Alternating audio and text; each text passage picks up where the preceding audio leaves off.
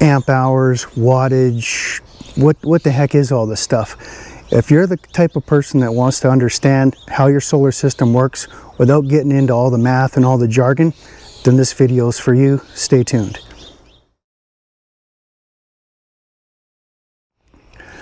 Hello everybody, this is the Rugged Retiree's Garage, and I'm here today to teach you how your solar system works for your RV trailer. And this is for a basic system, but it's going to give you a really good understanding of how things work. And we're not going to get into the jargon, we're not getting into the math or any of that stuff. Just a simple visual thing to look at while we're trying to understand what's happening with our solar and our batteries. So I'm going to introduce you here to my solar panel. Okay, this is going to be our solar panel today, and we're going to think of the water jug here as our solar panel, and everything that's in it is our amp hours. Okay, so that's your solar panel. And in here we've got our batteries. Okay, all right. So we've got our solar panels right here, and the valve itself is going to be our charge controller. A lot of mosquitoes out here. So the charge controller is what limits the amount of amp hours it's charging the battery with. So your battery, right now it's empty. In your RV trailer, you'll have your batteries, and let's just think about the battery as being stored with amp hours. Okay, that's the rating that batteries are governed with. So you know, a lot of say a 6 volt battery will be 115 amp hours. So we're gonna pretend that this is our amp hours, and this is our battery for the solar trailer. And we're gonna fill this bucket up. Now, when the bucket is empty, it's got lots of room for the solar to charge into the battery. So we can start to open up our valve here, or our charge controller, and it's got lots of room down here, right? So there's lots of room for charging, and it wants to charge it up pretty quick. So yeah, it can actually open up really full to allow for the amp hours to charge real quick. Now, exactly in the same manner for your charge controller in your RV unit, even though there's lots of sun there, if there's not a lot of room left in your battery, it's going to start to dial itself back. Okay, so it slows down the rate of charge. And a lot of times people confuse that with they see that their solar panels are not charging, right? So they look on their charge controller and they see, oh geez, my panels aren't really charging here. Is there something wrong with my panels? No, probably not. You're probably just almost full on the capacity of your batteries. So let's fill this up and continue the demonstration. Now, as our battery gets more full, we can see that the battery doesn't want to the solar controller doesn't want to overflow the battery, because it knows that it can ruin it that way. And so it starts cutting back, right? And so it gets less and less. And then what happens is, eventually there's going to be a little bit of an equilibrium here. This little hole here is representing maybe what your RV is currently using at the time. Okay, so it's using up a little bit, but it still doesn't want to overfill your battery, so it keeps cutting back and cutting back slower and slower, right, until there's just like a little bit of an equilibrium there. Now, I've got all kinds of sun here. I've got lots of capacity. I've got lots of amp hours here in my solar panels, but I don't need everything that it can put out. I only need a little bit, and I'm actually still even getting too much. And so what will happen is eventually this will plug off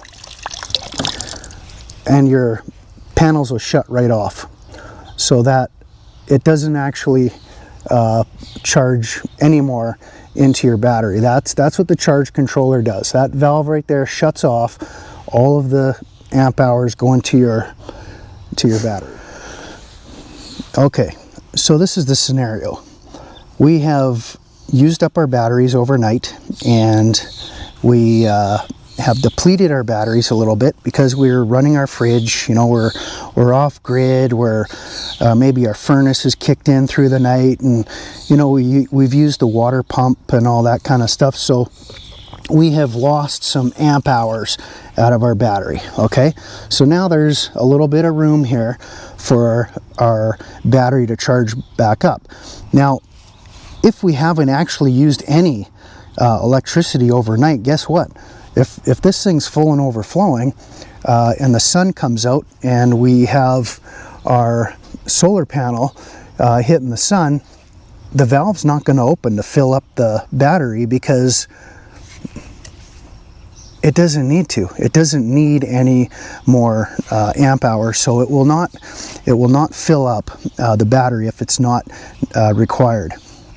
So if our battery is low like this, then yes, we're gonna get our battery getting topped up again when the sun comes up in a pretty quick manner. As much sun as is gonna come up there, it's gonna open that valve fully and fill it up again until it reaches that point where the battery's topped up and it can't hold any more capacity. And once it can't hold any more capacity, it starts to slow down, and eventually it just shuts off. Okay, so the next thing that I want to talk about is the actual battery amp hour capacity. Okay, so this is actually going to change over time. So as you use your batteries, and you know, from season to season, your batteries just kind of get weaker and weaker. That's just the nature of the beast. So I'm going to actually demonstrate to you how that actually looks, hopefully through this quick demonstration. And you can also compare it to your iPhone. Very similar. Let me grab my iPhone. It shows you the battery health and charging, right? And so if you look here, you'll see that my maximum capacity is 79%. And what that actually means is that 20% of my battery is actually dead. It can't be recharged. There's no way to actually get that much more amp hours or capacity back into that battery because it's damaged. It's just been damaged over normal use of time, and this happens to your RV batteries as well. So let me demonstrate. Okay, so this battery here, the way it is filled up to the top, represents a fully charged battery. It's brand new. It's got all that kind of stuff. Now, if I dump the contents of this out, I would see X amount of volume in there, and it would, you know, maybe it's 2 gallons, we'll say. All right, and let's go on to the damaging type of effect. Okay, so for my analogy here, we've got the same bucket. It's got the same volume, apparently, right? Or similarly, but this time we've got it full of rocks, and the rocks are taking place of what can be stored for amp hours, right? So as you would expect, when we fill up our batteries with solar power or solar energy, we can't fit as much amp hours in there. It's just not possible. And you can see that how quickly now the bucket fills up, because it's not actually storing anything in this dead space here. It's only storing what's left of the space. So if I look up to my solar, like, I've hardly used any of the capacity here. And the funny thing is that when your battery's full, your battery's full. So the charge controller senses that your battery is at its maximum level, so the controller shuts the power off, and that's all the storage that you have. Okay, so in this case it might be down 40% of its capacity, but that's what the limiting factor is. And when we go to use our battery, we don't have as near a water capacity as we did before. Okay, so that is a very easy thing to see about storage. So another thing that I want to talk about for troubleshooting is this. People think that they can just keep adding solar panels to their roof if they don't have enough capacity through the day, and that might be true, you know, if you're running your AC unit and all that through your inverter, and you're using your batteries to actually power, and your solar to power your air conditioning units. But there are some caveats to that as well. You can add as many panels as you want, but if you can't deliver the volume of water to the batteries in the time required, you're not going to get enough of a charge or enough amp hours in your battery. So the way I'm going to demonstrate this is actually just using a couple of funnels that I have here. You can see that both of these are two very different sizes. Okay, and you'll see